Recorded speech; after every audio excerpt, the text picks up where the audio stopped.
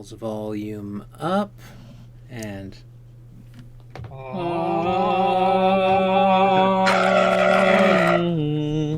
Good God. Greetings and salutations, everyone. Welcome back to the End of Planar Crossroads, and welcome back to our discussion on the Around the Hearth time slot, anyway, for Nightmare Lairs. And we've already done this discussion before. We've done blues before. Oh, but we couldn't post it because the audio cut out about halfway through on the recording. So because it was just too hot for YouTube. That's right. Blue Dragons couldn't let out their secrets. We were on to them. They were on to us. Yeah, strange men showed up at my house. Well, like people think they're lizard men, but the lizards are really dragons. Well, based on the intellect of some politicians, they're probably just kobolds. Ooh. Everybody works for somebody. Yeah. So that is what we're doing this time. We're doing Blue Dragons, which means I didn't even have to play with the text this time. It was already ready for me, so it's set. And let me see. We have, as far as attendees this time, Tommy could not make it this time. He made it to the last chat, which had the Blue Dragon stuff, and he had mentioned a few things that I wrote down. But if they don't get brought up in our normal conversation, I will bring them up. But we are throwing say, hey, Tommy, sorry you missed it. But understand that you gotta chill sometimes and recover from just stuff. So, mentioning Tommy, but we have Levi. I'm just going from the top right here. We got Levi, who is just kind of from all the channels. He has yet to start something.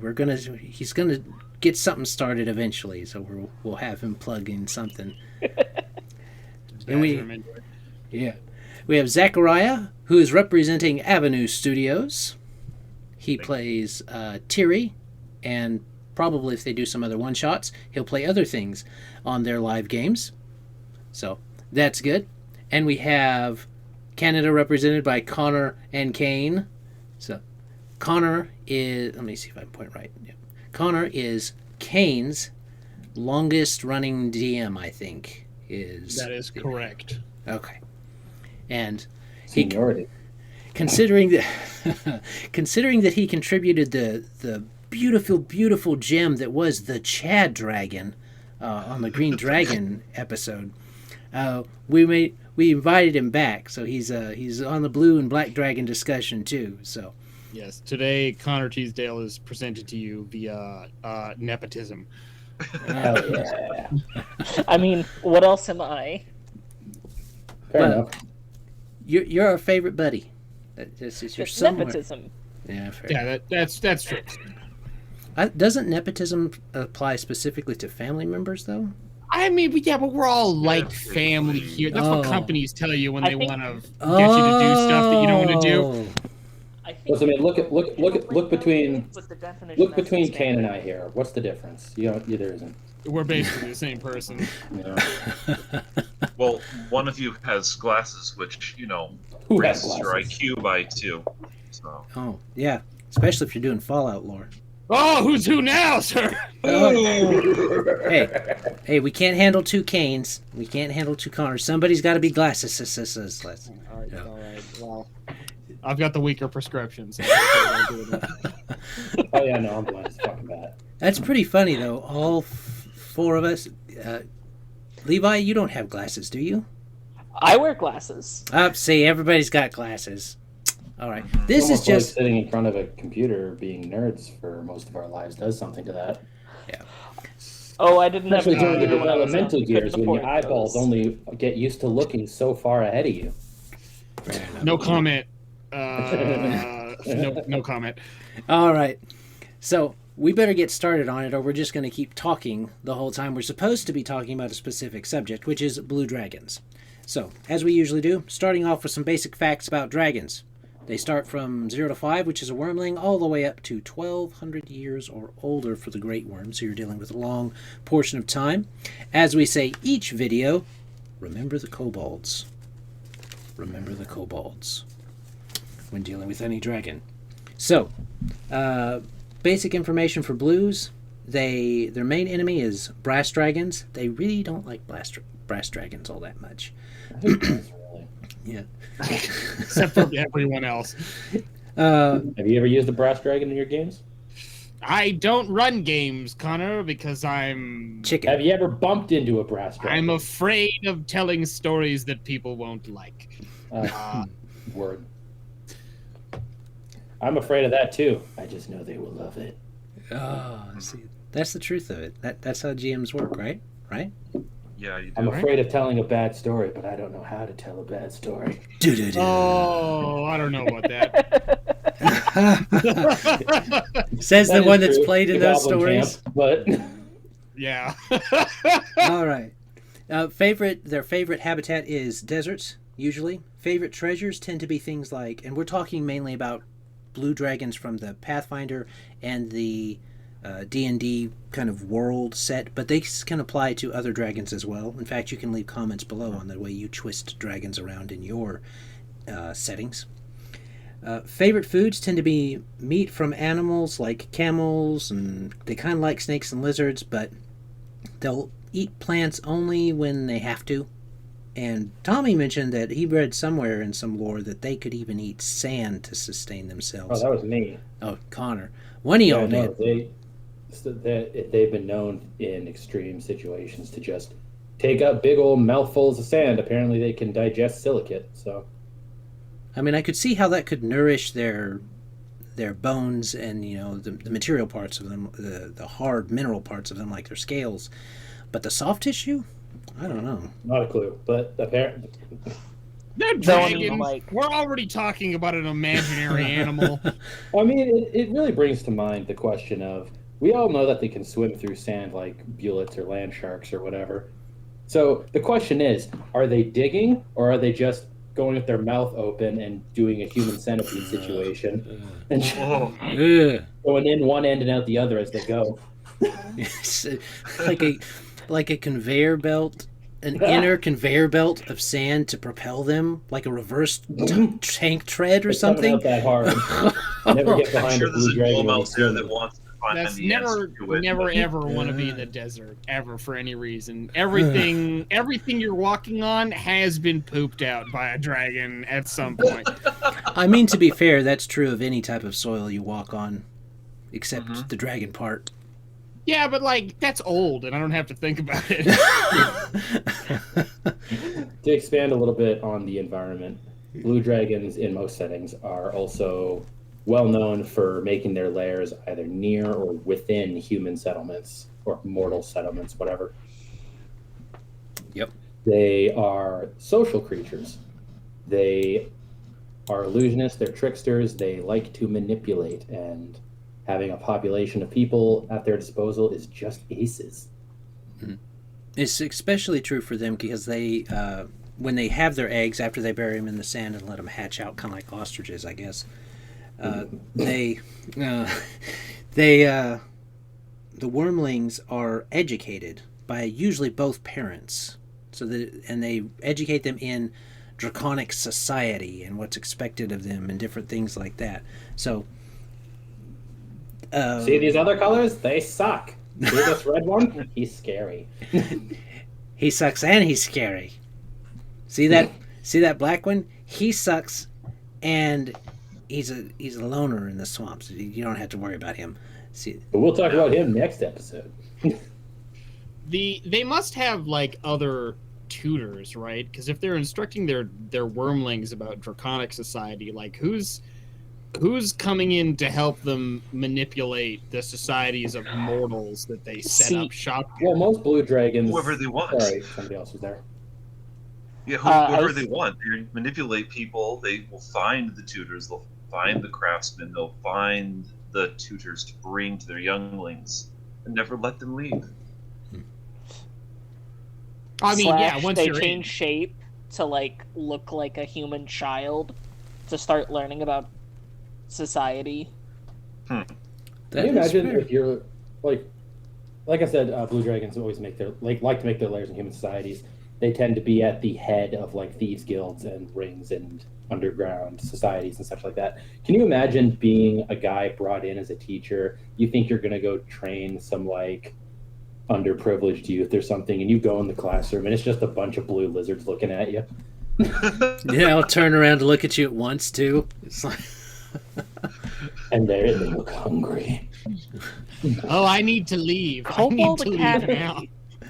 Oh, you can't leave because Daddy's in the doorway behind you. Oh no. And he's very big. Every day is parent-teacher night. As an educator myself, I would be a little bit trepidatious about those parent-teacher conferences, you know? That's what I'm saying. what do you mean he's not applying himself enough?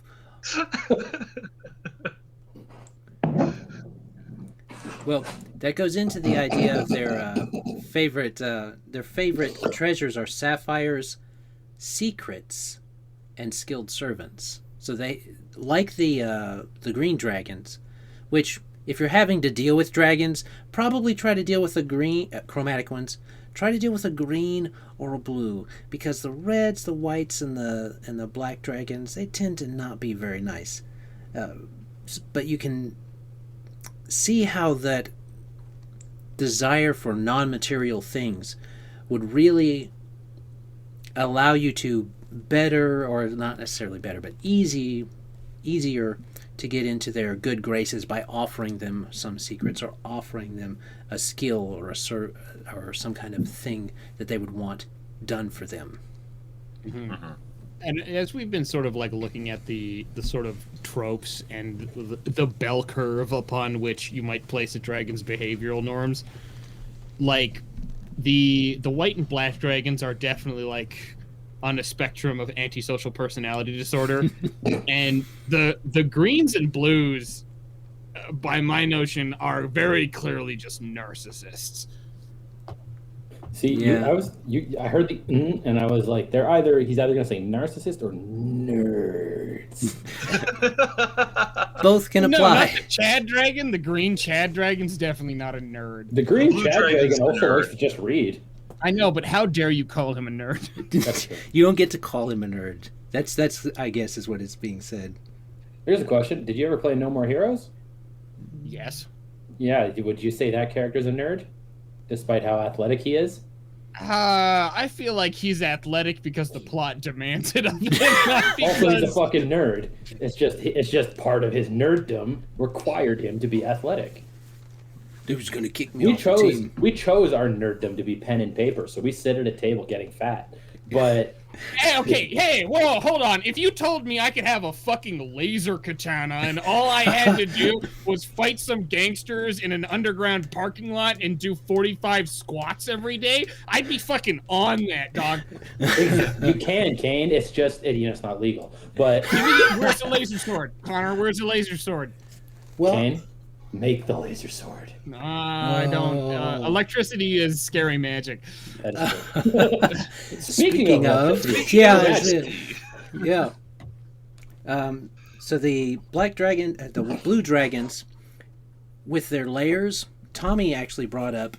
I thought of doing like a Tesla coil type layer setup where every so often in a fight or a battle or something like that, where there was a conflict, you could have the dragon blast out its electric breath and it could ricochet or spread through the Tesla coil setup and go through the whole room. Tommy talked about how I believe the layer was lined with copper or something along those lines, copper pieces. Or you could embed it in the wall. You could embed copper pieces, or really any of the currency would work because both copper and gold are highly conductive metals. Mm-hmm. And then you could just more expensive.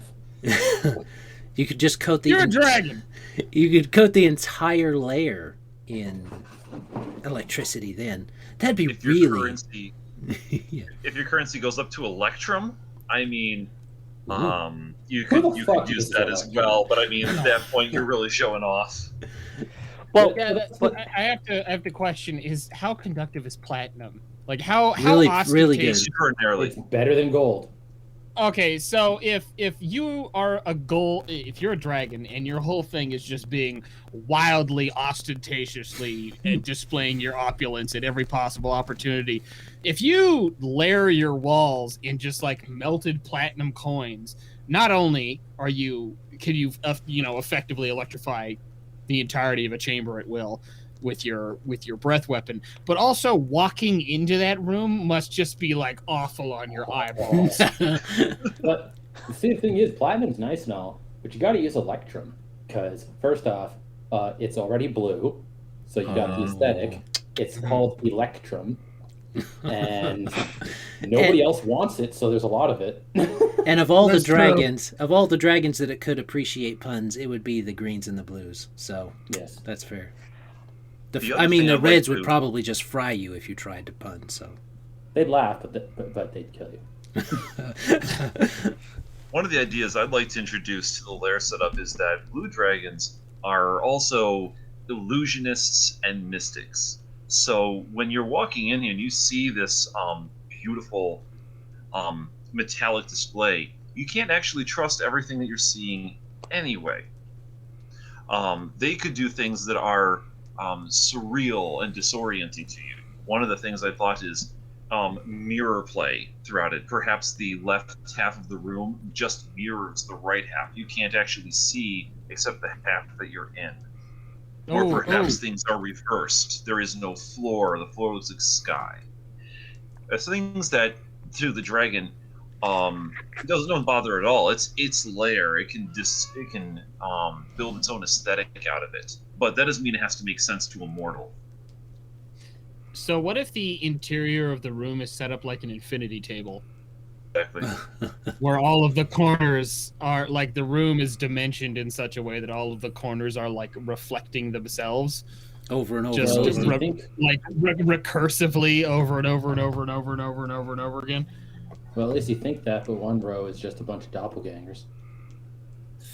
Of the room? One row of the room is just doppelgangers? Because of your reflections in the room. Okay, yes, yeah, exactly. We also established that blue dragons can use their breath weapon through their own illusions and copies of themselves. So if they make the room reflective and there are these mirrored duplicates, you could be hit from literally anywhere. Mm-hmm. And get weird and esoteric with blue dragons. I mean, really, it's just cheating at this point. I suppose the point we should really get into is we've designed these crazy death trap lairs in which you can fight a dragon. Don't fight dragons in their lairs. It's a bad idea. Don't do it. You want to find the lair after you kill the dragon, not before. Okay, and that's the thing. You either have the option of fighting them in their lair or open sky. You know what? In this one, dude, I might take this. I might take the dunes. I might take the dunes over the electrum lined fucking like carburetor death trap. That's with like every other door you open gives you another vision of your own death. Right? Ooh, you walk in the lair, man, it looks like a circuit board in here. Yeah. Oh no. Oh no. Oh, I meant like as an illusion of like legitimately having certain areas that are only for the dragon, and if you walk in them, you like get a vision of a possible death you could have. Oh as yeah, like definitely. a fear effect. Oh yeah, or building on both that idea in Zachariah's, where you have mirrors, but they never reflect anything true. They always reflect something that could happen to you, something to affect your mind. Oh, nice. Or you know, mirrors can be enchanted in all different kinds of ways. He could even have it set up where his hoard, where you think you've made it to his hoard room, but it's just actually repeating mirrors like you talked about that have been enchanted not to reflect living persons. So you think it goes on and on and on. You think you found it, but that's really where he wanted you to end up so that you would be able to be like, oh, there he is. Now there they are. That's the alarm spell. Okay, someone's in there.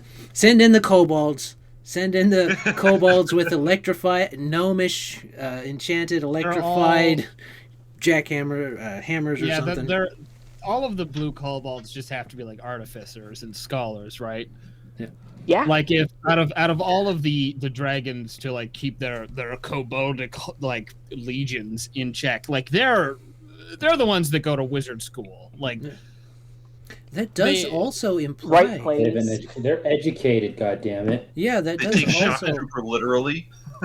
That implies that the kobolds that are associated with blue dragons are going to be the more socially adept, the ones that are actually might have a culture of their own outside of what involves the dragon, because they have to do things outside of the dragon, involving the dragon, if they're going to go to school, be educated, or stuff like that.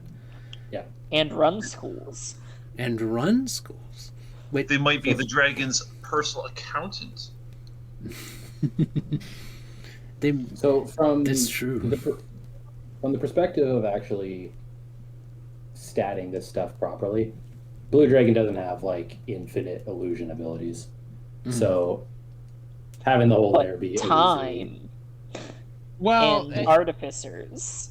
Yes. if you're taking into account things like any NPC wizard is effectively a demigod, because with enough time and money they can permanency anything.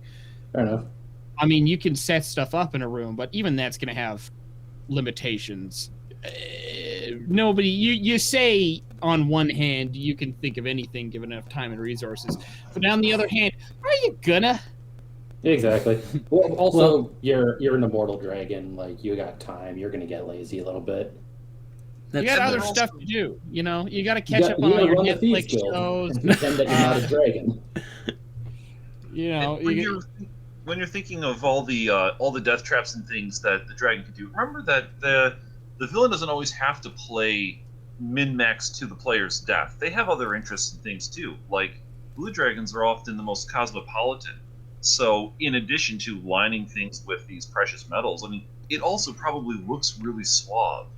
Oh yeah, they have statues, they got carpets, they got nice pillars holding the walls up. Beautiful velvet, I mean, that you could sit down and enjoy. I mean, there's a lot to it that can go into the dragon is showing off. Maybe they are proud to welcome you in. Maybe that just makes you a little bit more of a compliant servant in the end, is you feel like you are esteemed by your dragon overlord. Yep. I can't help but imagine a blue dragon as like Saladin, as like a very opulent sort of caliphate. I mean, that's kind of their aesthetic. It really is their aesthetic. But no, what I'm trying to say is not they can't do whatever they want. I'm saying you also have to consider from the point of view of your players do need to be able to survive going in if they. Yeah, it shouldn't just be an outright death. No. I mean, any DM could just do rocks fall, you die. Right. Yeah. You want to set it up so it's at least a fun challenge. It's game design. You don't want to literally have every wall be a copper plate, because then the players are just fucked straight up. That's why I made the joke about the circuit board, is in order for that like opulent design to look cool and also be functional, instead of just completely coating the walls, it's more running through everything like circuitry. And then you still have the traps, but the players also have the ability to avoid it if they really like. It'll be hard, but it's possible. And also consider by the time that your players are going to be facing, let's say, an ancient worm, like if they ever deem to go and try and face an ancient worm, they're going to be, like King kind of mentioned, little demigods themselves, those mages. And then if you're using certain books for the fighters and the martial characters, monks especially, I mean, you could get into some really tricky stuff where I mean, prepared players are just about as deadly as prepared monsters. More so if they have the action economy. Yeah, I don't know if there's an equivalent for it in 5th edition, but for like Pathfinder 1st edition and backwards, you have stuff like the Book of Nine Swords and just wizards doing wizard shit. If you're 15th level and you're running in on like a CR 17 to 20 dragon, you probably had prep time. You're like, you're gonna run into this blue dragon's lair. Like at least a couple of you are gonna have electricity immunity, I hope. Well, remember that a lot of times, like we said, blue dragons like to run city's thieves guild or some other organization, or maybe even the government. Who knows? Oh, but I mean like facing the dragon directly. But people don't usually know it's a dragon doing it, because not a whole hell of a lot of people are super cool with that. At least not the there's a decent chance the that the players think they're going into take on the leader of the thieves guild, and then that's a big boy. Yeah, I mean it's kind of a trope now, but before, I don't know when he first came out, but the thieves guild that's ran by the beholder, you didn't expect to come up to the beholder. You didn't expect to find Zenithar being a beholder. You were like, oh, I'm going to go face this guy. We're going to go face the thieves, leader of the thieves guild, and then you find out it's beholder of the goldfish. Yeah, and you're like, oh, okay. I mean, even in the not full D&D games like Baldur's Gate for the PS2, that was a tough fight when you came in at the first of it. But you fight Zenithar in Baldur's Gate too? Baldur's Gate Dark Alliance. Oh. You faced Zenithar. You killed him. Do you? Oh, you do kill him. It's not canon or anything. Okay. I was gonna say, do you get to become do you get to take his place as a Lord of Waterdeep, or? No, it was more like a dungeon crawl hack and slash game. So you went through various dungeon. I mean, the new Dark Alliance game that I hear is not that great was I think the first campaign is Icewind. So. Well, coming back to dragons, in our last chat, we talked about, and we kind of got into it early last time, was the idea that if you're going to have a desert setting, and you're going to have political strife or things like that, it sounds an awful lot like if you fast forwarded a little bit and you just gave them a fedora and stuff like that these dragons could be very well-dressed individuals inside of certain organizations that make sure that this Las Vegas functions real nice-like. Oh yeah, Lizard Vegas. Everybody wants to go to Lizard Vegas. I'll go to Lizard Vegas. What happens in Lizard Vegas stays in Lizard Vegas. It's worth noting that this is primarily Pathfinder Blue Dragons, because D&D Blue Dragons kind of suck a little bit in comparison. All of the dragons in 5th edition have they've just had their complexity really dialed back. Yeah. But that's more of an affectation of the system than anything else. I don't know. I kind of pin that more on wanting to get the mass appeal, because when you're playing Dungeons and Dragons, you want to fight a dragon. It's kind of it's in the name. And if you make it like a dragon actually is supposed to be from 3.5 and backwards, they might wreck some new players that don't bother to prepare. Like, oh, we've been facing these other monsters. Let's go face a dragon. You're dead. Y'all dead. You done got melted. And I mean, they still can, even in 5th edition. Just being able to fly and breath weapon things is often enough to... you're going to have a bad time. Although I do like the fact that in 5th edition they do have built-in reasons to go after the dragons.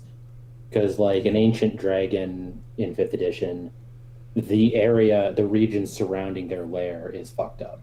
Like their magic has screwed with it. Like as far as I know, for those of you that have played Zelda Breath of the Wild, if you remember all the crap going on with the divine beast in the desert, the apocalyptic lightning and storms and constant sandstorms, that's basically an ancient blue dragon's lair. All around it is just lightning storms, whirlwinds, sandstorms. Not a good time.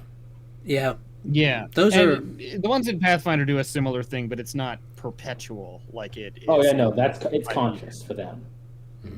Like they do it on purpose to fuck with you. Yeah. I mean, as a standard action, summoning a sandstorm, it's literally a mile across. Yeah, no, that's pretty good. It's pretty good. It's gross. It's a gross thing to do. I don't like it. And the dragon can use that to manipulate its population. Like, if it stakes out an oasis to be its future kingdom, it could do all sorts of things with caravans and travelers. Go to the nearest city, convince some of their powerful artisans or aspiring wizards to go on a journey or a caravan. And then between sandstorms, illusions of oasis, and magicking away the water that they have, they come to a desperate place where they're willing to stop in, and the dragon has this growing society of all these people is collected sifting through them, finding the best ones to be his servants. They have the ability to really control who they bring in to their lair, their service, or maybe even their small empire. Mm-hmm. And because yeah. I was gonna say, on the note of a dragon getting to build its city/city-state from the ground up, just throwing a fun little science thing. I love the idea of a blue dragon building an entire city designed to take effect of the piezoelectric effect. You know how you can have, like, floors that generate electricity? Yep. By having crystals rub against each other under plates? So, like, if this dragon builds a place, it could have this be one of the, like, largest electricity factories possible that it uses for, like, weather manipulation in other areas. All the roadways, they make a Rick and Morty plot. I haven't watched Rick and Morty, so if it is, we came to the same thought. I mean, this just comes back to the horde of kobolds who all have college degrees. Like, yeah, right. Absolutely. You just got like a little army of blue engineers. I just imagine the university in this desert city. There's blue lizards everywhere, and everyone's like, "Are there only blue kobolds?" And it's like, all the white ones are still in the gym because they're savage. Oh man, what if a blue dragon is running? What if a really old blue dragon got old enough to be strong enough to run its own place, where all of the other dragons, like Las Vegas, came to, and that's where they vacationed. That's where the dragons vacation. They just have too much stress. Like a setting. Yeah, they got too much stress. It's but too the thing much. Is, the blue dragon isn't the big boss of the place because he's indebted to the red dragon still. Because the red dragons, if they see that wealth, they're gonna take it. Yeah. They're like, no, boss, you still yours, boss. It's still yours. I'm just running it for you. Still yours. That's gotta be like a Jafar thing. That's gotta be the evil advisor. Like he's gonna try and stab him what I in was the back. leading into that. Yeah. When it comes to Dragon Society, a lot of times when the dragons do work together, in those very rare occasions, it's usually a blue dragon or a few of them serving a very powerful red one. Because red dragons, as we all know, are jackasses and will take as much territory as physically possible within their purview. But they also run empires. They need things they understand and trust to run those parts of the empire they have. Why not the blue dragons, the guys who actually like the management? Mm-hmm. That's an actual thing in the books. Usually they serve red dragons if they can get away, but they'll of course be skimming and they'll be right, plotting against them, but they usually serve as like major domos and viziers and such. In Shock Vegas. Shock Vegas. Exactly. Yeah. Zap Vegas. Blue dragons are hooked on phonics, and by phonics I mean accounting.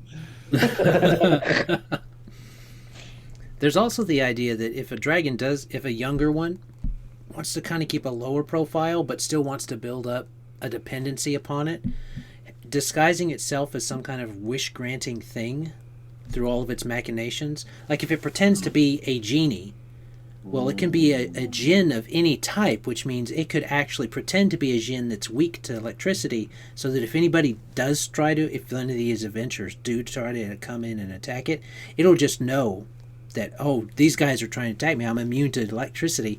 Now I'm going to make sure that they don't escape and tell everybody that I'm immune to electricity, and thus he gets to keep control while still granting wishes. Because they get old enough, they can cast the wish spell. They keep granting things. I'm into it. And they could even deceive another dragon that way, as long as the dragon doesn't have true sight and walk right up on them. Which, most dragons would just send their minions to go, and most of the big controlling dragons would just send their minions to go and interact with this lesser thing, genie. Mm-hmm. So. That's cool. And of course, there's always the idea that because we're pretty close to time, well, we're over time, there's always the idea also that because these dragons are so skilled at illusion, if they start fresh at the encounter, and they've got a few permanencies down, just not necessarily in their lair, but around it. If they catch the players in it, they could go through an entire encounter battle, losing hit points and everything, and the whole thing be a mirage, and the dragon's just sitting up on a mesa laughing at them the whole time. Because it goes back, I heard about a thing that one GM did. The PCs went into the cave and they made their saves and stuff to get inside the cave. Everybody failed the will save, so this whole thing that they're fighting, this confusing, terrible things that are happening to their followers, these nasty destruction of themselves and their followers, losing real hit points, is all in their heads because it's psychic damage. So. And then the blue dragon just says, "Yeah, and I like how this one did. He's mine. I'm gonna eat the rest." Yeah. You can have the rest. That one's skilled enough. I want that one. Send in the murder engineers. All right. Anybody got anything else on blue dragons? We're a little over time. No, I thought I had something, but I don't. But, yeah, I think just like hiding escape tunnels and stuff in the lairs. I mean, we talked a bunch about just using illusions in the lairs, and just if you're gonna design a big encounter room for a blue dragon, I would look into what can you hide and how easily can you hide it. And in an encounter with an enemy that you may know is sort of infamous for its use of illusion magic, throw some practical effects in there. If you can throw in some like just outright real ass optical illusions, detect magic isn't going to show garbage for that. That's true. They like skilled servants, so they could have them all working on little mazes or little things or little refractors of the light or different things like that. Patterns on the floor or something literally hidden behind the giant curtain. Greek fire. They ain't gonna do nothing. Yeah, everybody's busy looking for which parts of the wall are illusory. None of them. There's a big curtain here. Behind that curtain, there's a big dragon-sized hole in the wall that you left through while you were fighting a simulacrum. All right. Roll me a perception check to notice the draft on the bottom of the curtain. Perception check. There's also an entire amphitheater with like a stage, and if the party puts on a good enough play, it won't kill them. Well, yeah, it won't kill them, but it might keep them. Yeah, you know. Which is worse? What level are you? Who knows? It's a living. Yeah. There's worse bosses. All right. I think everybody's said a few things. Anybody got anything else before we end this one? Okay. No, I'm good. Nope. All right. I'm good. Well then, we thank you for coming by, viewers, and as always, have a great day. God bless and enjoy. Bye. Bye. Bye.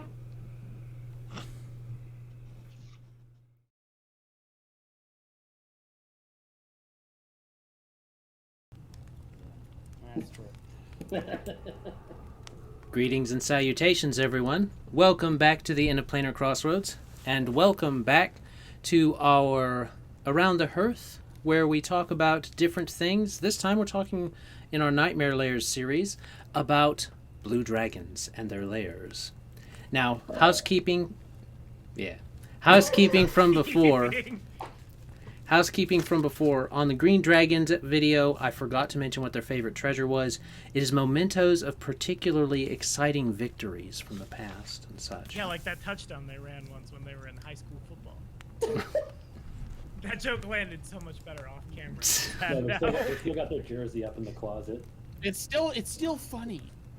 It's still funny. All peaked in high school, and I will never be able to run them as anything else. But I think I have a jersey right over there, actually. When I peaked in high school. yeah, I was gonna say, speaking of people that peaked in high school. All right. Well, we're talking about blue dragons this time. That was the only note I had from last time. So blue dragons this time.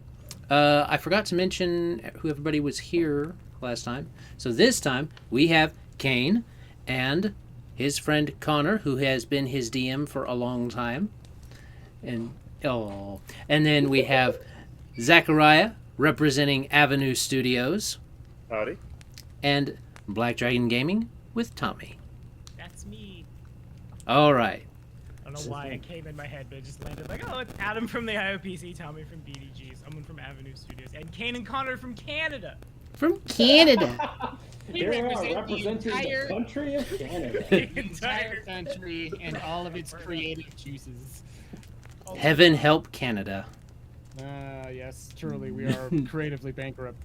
I mean, we haven't heard from Ryan Gosling for a while, so yeah, it's just us now. All right. So, we are starting in with Blue Dragons and basic information like we do always with these dragon discussions. 0 to 5 is a wormling as far as age range, all the way up to 1200 years plus is a great worm, so you've got a long time to work with. Always remember the kobolds. That might become a tagline of this particular series. We'll just say it every single time, even if it's not about dragons. Always remember the kobolds. We have to remember the kobolds. So, with how freeform the last one went, I'm going to start this time and give basic information and all of the notes I have, so that then we can just go with it. After that. So, as far as Blue Dragons go, based upon the little different books we have, or that I have, their main enemy is actually the brass dragon. They find them too capricious and too fun-loving. Too near their sand. They like the desert. That's the blue dragon's thing. Their favorite treasures are sapphires, secrets, and skilled servants. Their favorite foods tend to be things that are meat of any kind. They only eat plants when they don't have any meat available. They prefer meat over plants all the time, even if it's like snakes or lizards. Those are kind of something that they like, as well as camels. Also, Right, just kobold no one likes. yeah, exactly. Just to add to that, actually, some settings say blue dragons are able to digest sand if they really want to. Really? I mean, Yeah, I could see how that apparently. would feed into their scales, maybe with the silica, but not necessarily It anything says that else. they're desperate. Like they can get minor nutrients out of like sand and stone. Okay, well, we'll But, like, put that I in can't there. imagine the blue dragon. Big asterisks. That'd have to be a really starving dragon. Big asterisk. They're survivors. They like to keep it. sand. They're the bear, yeah, they're the Bear Grylls of dragons. They can create water and destroy water, man. Oh, yeah. They like to bury their eggs in the sand, which is kind of to be expected with that type of a dragon. The wormlings are cared for, usually by both parents, lovingly. So similar to the green dragons, I guess they're between the green and the blue. They're the most loving parents of the chromatics. So there you go. They give a crap, so that's a point in their favor. And they like to educate their young about dragon society, which is not something we've heard specifically, especially with the red and the whites. They don't seem to do that. No. It's Dragon like society. See this guy? He's red. Don't piss him off. don't like him. We don't like him. We don't deal with him. He stays over Oh. there. We stay over here. I have a lot to say about reds and blues. So, they love illusion magic. That's their favorite, and it's one of the reasons they don't like brass, because they also like illusion magic. This leads into them being able to mirage cloak their blue layer, their own layer. Mm-hmm. And if the party, Let me see. Okay. I said to embrace the high voltage of the dragon. So if you put this further into the future, I mentioned this off camera, you could have their pillars of their little, the columns of their little personal layer, their layer within their layer, have all of these different Tesla coils along it, so that they just have to shoot off one electric breath and it goes over all the whole room when the love party it. comes to fight them. I love it. You wouldn't even necessarily have to go ahead in the future, because you said that they like having skilled servants around. Which initially, when you said that, my first thought for some reason was baristas. But they just got this little barista in their lair. Before I make my stupid joke. Venti San Martini. Okay, I'm good. Was that they would keep you could just keep around a bunch of like artificers or like gnomish artificers or something that could basically build you like Tesla coils that you can keep around and electrify things in your lair with. Real quick, Tommy, did you just say a Venti Martini? Yes, I was scrolling on Facebook and I was in a shitposting group and they were talking about something from Castlevania and the tagline was, I'm going to make it so dry for you. And that's exactly where my brain landed. A Venti Martini, that'd be an interesting direction for Starbucks to go. Just a huge stupid martini glass, but with 20 ounces of vodka in it. So does that mean that he's got one particular kobold that this dragon made sure could make the latte the way he wanted it? Yep. I think blue dragons are the only dragons that sent their kobolds to college. The smartest of the dragons, then. Well, or the most well educated. Before the shitposting hits critical mass, blue dragons are actually one of my favorites, even though I haven't had the opportunity to use them myself, just because we've never done a campaign that goes that direction. But just reading up on them, they're so bloody interesting. They actually like society in a way, mostly because it's fun to manipulate. But they're also the only dragons that will actively try to lair beneath or near human settlements, or mortal settlements, whatever, and outwardly manipulate them and mess with them or create a logistical empire within it. Like, if there's a thieves guild in a desert city, it's not completely outside the realm of possibility for a blue dragon to somehow be at the end of the chain of command there. Or just especially taking a bit of the take. Yeah. Especially if they take human form, just so they can work their way in and manipulate it between their illusion magic and their ability to change. They could just, walk into a city and start spinning their little wheels until it's all under their control. When they feel like revealing themselves to being a dragon, they'll do it to their chosen few and use that to just, edge out a little bit more loyalty out of their key pieces in their empire. Okay, now I'm going to write this down for when I do a campaign again. Blue dragon and brass dragon political raid. Ooh, political strife between the two. Somewhere. Oh basically corporate espionage between blue and brass dragons. If you said it, your campaigns against each other. If you set it in just a little bit further into the future, like the 1930s, 40s, you could have like a whole gangster war in Vegas. Dragon phone. They're trying to control Vegas. Yep. There you go. Speaking of Vegas, I literally... The brass dragon's got the public appeal, but the blue dragon's got them sick light shows. Oh my god. So I actually ran a blue dragon last night to do, critical mass indeed, to basically do the Las Vegas thing, and it worked really awesome. I wanted to give everybody else the space because I could probably go on about this. Basically, me improvising a session last night because half the party didn't show up. So I decided to use dragons instead of the thing that I was going to use because my fighter and my monk didn't make it. All of my marshals are gone. Dragon fight. That makes sense. But what I did was, I forget the name of the city outside of Vegas, but there's a city outside of Vegas where everything is like $3 more expensive than it is everywhere else because it's the last stop before fuck off. The last stop before anywhere, and so they can afford to just charge a bunch of money to extort the shit out of people. And because the plot, when the party got there, everybody was gone because again the plot, which is tangential, but the whole thing is run by a blue dragon who's keeping his lair there. This content was made possible by travelers and viewers like you. Thank you.